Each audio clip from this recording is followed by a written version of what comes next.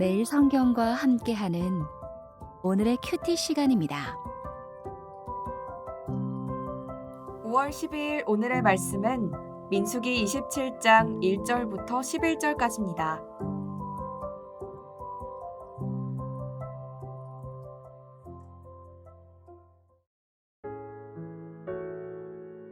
요셉의 아들 므낫세 종족들에게 므낫세의 현손 마길의 증손 길르앗의 손자 헤벨의 아들 슬로브앗의 딸들이 찾아왔으니 그의 딸들의 이름은 말라와 노아와 호글라와 밀가와 디르사라.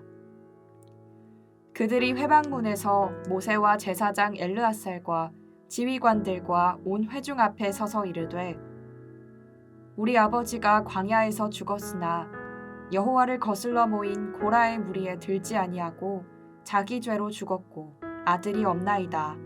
어찌하여 아들이 없다고 우리 아버지의 이름이 그의 종족 중에서 삭제되리이까.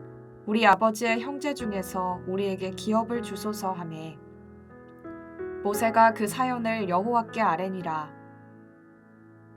여호와께서 모세에게 말씀하여 이르시되 슬로브앗의 딸들의 말이 옳으니 너는 반드시 그들의 아버지의 형제 중에서 그들에게 기업을 주어 받게 하되 그들의 아버지의 기업을 그들에게 돌릴지니라.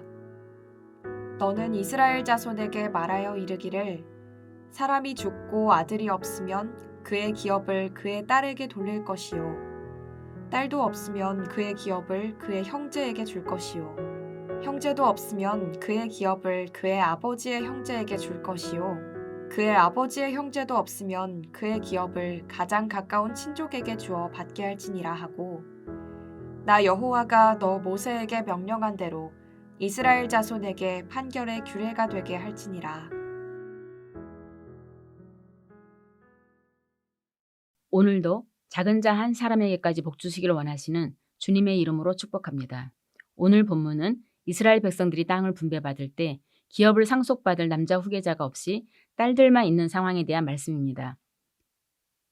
땅 분배 과정에서 누구도 불만이 없도록 공정하게 처리하도록 했지만 아버지에게서 아들에게로만 땅을 물려받는 당시 상속법으로는 아들이 없고 딸들만 있는 경우엔 문제가 발생할 수밖에 없었습니다.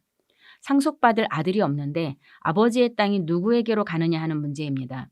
실제로 므낫세 지파의 슬로브와 딸들 5명, 말라와 노아와 호글라와 밀가와 디르사가 앞으로 들어가 살 땅에서 아버지가 분배받을 그 땅을 자신들에게 물려달라고 요구하기 위해 찾아왔습니다.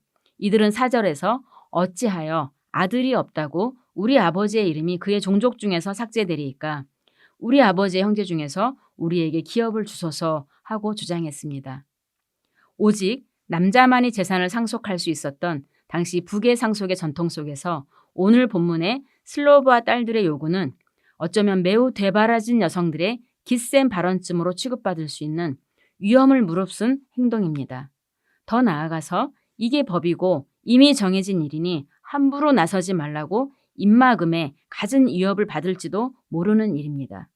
그래서 모세와 제사장 엘르앗살과 그 지휘관들 앞에 서기까지는 이 딸들에게 엄청난 용기가 필요했을지 모릅니다. 누구는 태어나면서부터 자연스럽게 누리는 것들이 누군가는 큰 위험을 감수하면서까지 가까스로 용기를 내어야만 겨우겨우 목소리를 전달할 수 있는 처지도 있습니다. 하나님의 나라는 그 목소리에 귀를 기울이고 누구도 억울함 속에서 그 이름이 삭제되지 않게 하는 정의의 나라입니다. 오늘 우리가 누리고 있는 수많은 권리들 역시 우리 앞서서 용기 있는 목소리를 낸 누군가의 담대한 용기와 희생의 대가로 주어진 선물입니다. 견고한 과부장적 문화 속에서 하나님의 정의를 향해 목소리를 낸 슬로브와 딸들의 소중한 발걸음을 묵상하면서 지금 우리 곁에서 정당한 권리를 얻기 위해 내는 그 목소리들이 삭제되지 않도록 지켜줄 책임이 있습니다. 탁월한 중보자 모세는 슬로브와 딸들의 요청을 주의 깊게 듣고 나서 선례를 찾아볼 수 없는 진퇴양난의 상황 속에서 그 문제를 하나님께 가지고 나갑니다. 가족의 기업을 지키는 문제와 남자만 상속받을 수 있다는 두 관습의 충돌 속에서 당시 전통을 따라 혹은 이미 제정된 법과 원칙에 따라 혹은 지금까지의 경험에 근거하여 판단을 내릴 수도 있었을 것입니다. 그러나 모세는 이 문제에 대한 하나님의 뜻을 물으며 하나님을 의지합니다. 우리에게도 이런 시간이 필요합니다. 하나님이 어떻게 말씀하시는지 성경을 읽고 묵상하며 하나님의 뜻에 마음을 쏟는 시간이 필요합니다. 실제로 교회나 기관에서 어떤 문제를 놓고 회의를 거듭하는 가운데 그 사안에 대해 하나님의 뜻을 묻고 기다리며 하나님의 말씀을 따르는 공동체적 적용과 순종이 이루어지는 일이 드문 현실이 안타깝습니다. 기도는 기도대로 하고 회의는 회의대로 진행하면서 회의 안건이 하나님의 뜻과는 아무런 상관없이 이루어지는 경우가 많기 때문입니다. 오늘 모세는 공동체에서 가장 취약한 계층이라고 할 수 있는 여성들의 요청에 마음을 기울여 반응하면서 하나님께 문제를 맡겨드립니다. 그리고 공평과 정의로 땅을 분배하게 하신 그 하나님의 뜻에 마음을 기울여 반응하면서 슬로브와 딸들의 말이 옳다 하고 인정하고 있습니다. 새로운 전통의 시작입니다.